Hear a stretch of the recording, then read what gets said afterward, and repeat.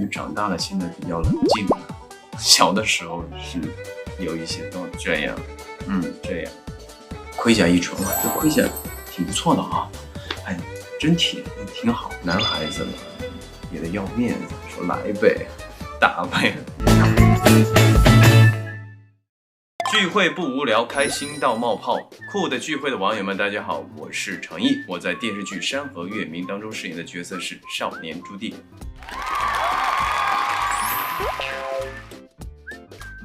请用3个词来形容自己。少年意气，无惧无畏，胸怀家国。最令你引以为傲的技能是什么？那肯定是抗揍嘛，经常被打。与徐妙云的婚后生活，觉得谁会被拿捏？是不是大家觉得他把我拿捏的死死的？那这个真的不能剧透了，因为后面我觉得会很精彩，大家一定要追哦。老丈人和亲爹更怕谁？都怕呀，父亲也怕，老丈人也怕。军棍和鞋底子哪个打人更疼？都疼吧。刚刚开始觉得那个军棍，但是那个父亲拿那个鞋把子打我的时候啊，就叫伤口上撒盐，因为刚刚你打完了之后，那屁股上是疼的。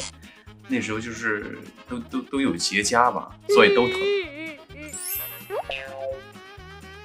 朱棣这个角色最吸引你的地方是什么？因为少年的朱棣他是意气风发嘛，很倔强的一面，而且是调皮捣蛋。但是他作为皇子嘛，还是志存高远，有抱负，想施展。要不然他就是宁愿逃婚，都要去当兵。我觉得这一点还是朱棣的身上蛮吸引我的，有时也像自己小时候那样，每个小朋友都有倔强的一面，有热血的一面，而且有梦想。少年朱棣和你本人有哪些相似之处？就是我觉得不服输嘛，认定了一件事情，就要勇往直前，尽最大的努力把它做得最好。怎么看站在大树上喂鸟的这种出场方式？这个出场蛮有意思的，就是掏鸟窝，因为那是棵假树，当时是在做了一个很大的一棵树，我站在那个上面都还有梯子去爬上去，所以上面的空气是蛮好的，而且就是一览众山小，可以看到整个那个皇宫，而且站在那个上面还是蛮有意思的，不想下来。生活中的程毅也会经常做一些鬼马俏皮的小表情吗？小时候有一些，但长大了就没有了，因为长大了现在比较冷静了。小的时候是有一些都这样，这样动来动去吧。长大了就没有了。戏里很多跟12弟的互动，哄孩子这部分算是本色出演吗？生活当中，因为家里有很多的那个弟弟妹妹，一回去就和他们玩，所以就是自己也是个小孩吧，孩子王吧，觉得吧，所以跟他们一直能玩到一块儿。所以拍起戏来的时候，因为在剧中的小朋友都特别可爱，而且他们都很会演戏。就跟他们其乐融融，因为我也是孩子王，所以这一点呢，就是说，还是和生活当中有一点点那个贴近。有被剧中自己的盔甲造型帅到吗？多好看，盔甲一穿，这盔甲挺不错的啊，哎，真铁，挺好。每天就是摸来摸去，还自己给自己拍照，留着发给我爸妈，你说好不好看？这可贵了啊。驰骋疆场的戏份拍起来感受如何？就是那挺好玩的。我记得去内蒙的时候，那个大草原，牛羊肉啊，就是每天看着那个很多那个牛羊马，就心情都不一样。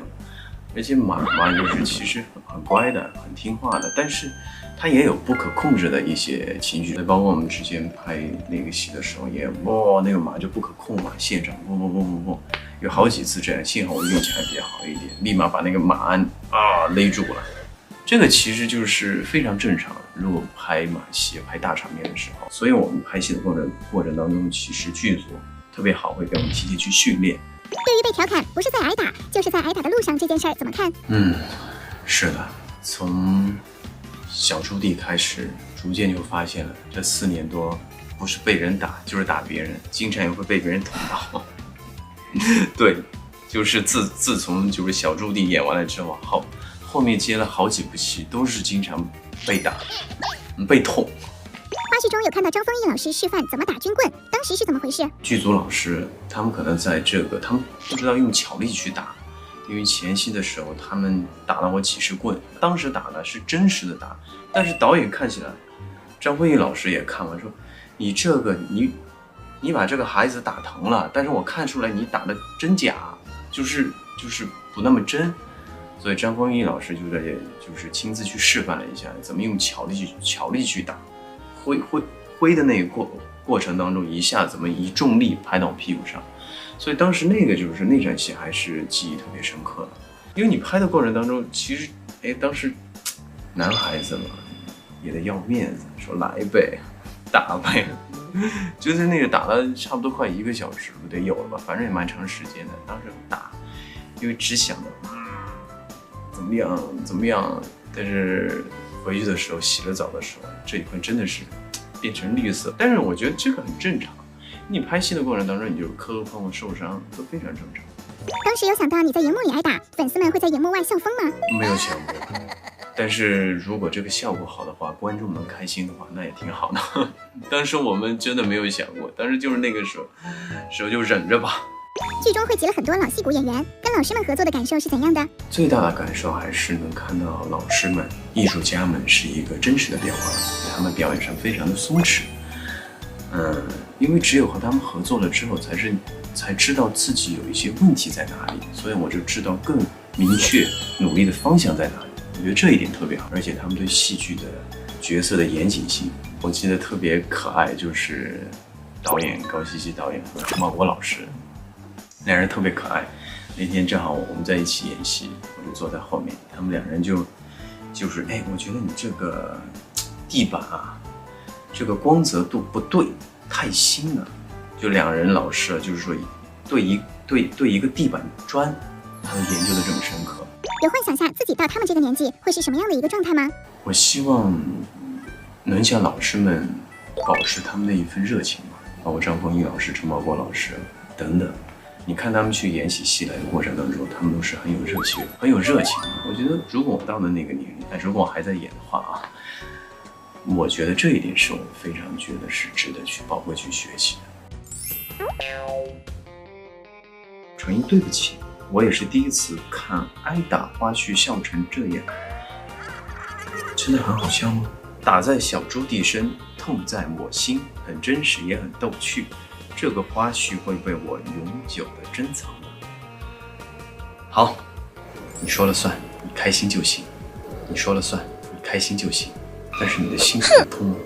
同样是挨打，撕缝像破碎的花瓶，小猪弟是砸不破的水缸。